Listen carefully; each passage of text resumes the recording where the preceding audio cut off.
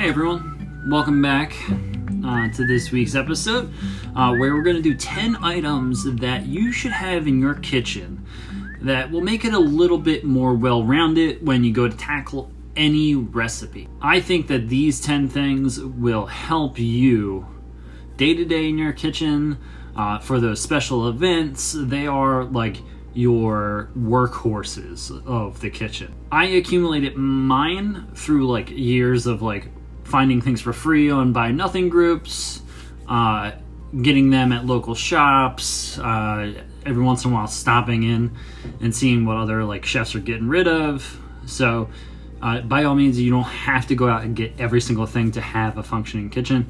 Accumulate these over time. Try to get them for free if you can.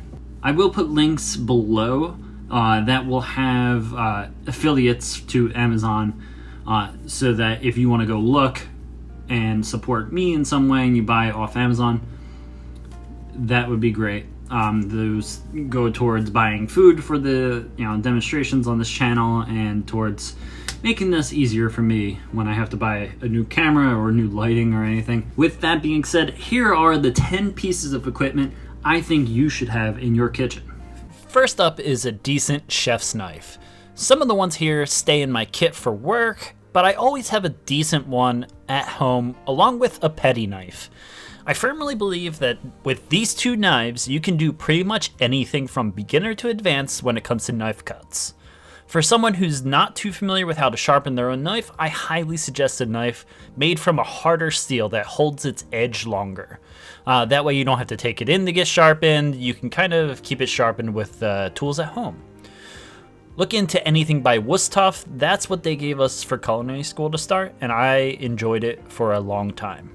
I personally use mostly knives by Misono, but that's personal preference. Number 2, heat-resistant rubber spatulas. They're excellent for baking, for cooking perfect eggs, and for making sure you get the last of an ingredient out of a container. Number 3, various sized mixing bowls. I keep these on hand for making salads, for portioning ingredients out before a recipe, and even to scramble eggs for breakfast. They clean really easy, and you can even get some with a rubber bottom, so if you're whisking something by hand, the bowl doesn't slide around on the counter. Number 4, vegetable peelers. I've got 2 different types on hand. The little white U-shaped one I use most often, but for peeling something harder like potatoes or root vegetables, I prefer the other type. Number 5, digital thermometers. I prefer digital over analog. The analog take so much more to upkeep, especially if you drop it once, it's ruined. Use these to temp all sorts of things, but they're at their best temping meats to find the perfect internal temperature. I used these for years when cooking steaks before I felt comfortable doing them by feel. I also have this infrared one I use for my snakes and to monitor refrigeration temps. Number 6, a microplane. These are excellent for zesting citrus or shaving some cheese on a pasta or pizza just to finish it up. They're basically made for leveling up a dish with extra flavor. Number 7 is measuring cups. So there are 2 types of measuring cups, a dry and a wet version. Wet are almost always clear with lines up the side, marking different measurements, and dry is in each measurement, so you can level off the ingredients for accuracy. While they can technically measure the same volume, one is better suited for liquids and the other is better for dry. I'd always recommend a scale for accuracy, but the world of recipe writing just isn't there yet, so it's good to have these on hand. Number 8 is a food processor. I got this little guy for free from my local neighborhood Buy Nothing group, and I use it all the time, and it's already really old. This isn't the biggest food processor, but it does pretty much any recipe I need to at home. Chops up nuts for garnish, makes compound butters, and so much more. This is one of 3 pricier purchases on the list, but it's definitely worth it because it will last me forever. Number 9 is an immersion blender. This is one of the most used pieces of equipment in my kitchen. You can blend up easy vinaigrettes, hollandaise, puree your eggs for scrambled, blend up some marinara sauce. It's so much easier and mess-free than breaking out my whole blender. You also can have some control over how much you blend something using this, but it's not as good as the next item, getting something completely smooth.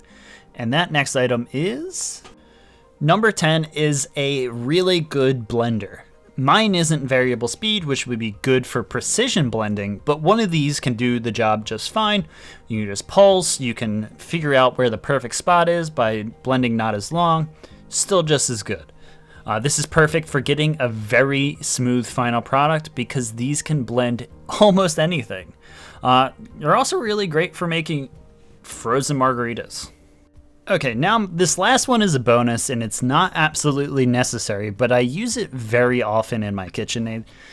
That's a KitchenAid. These things are bomb-proof and last forever, so get by without it as long as you can and eventually put it on like a wedding registry or find it at a thrift store or just save up for one. These have so many different attachments for stuff like pasta making, sausage grinding, and so much more. They are literally the Swiss Army knives of kitchen equipment. Worth it. All right, thank you for watching this video. It's much appreciated. Instead of the usual ask, I'm gonna ask you to go out and support your local restaurants right now. It is going to be very tough over these winter months through COVID for them to operate with just takeout or operate at all. So buy gift cards, go and buy whatever you can to go food, experiences, anything that you can.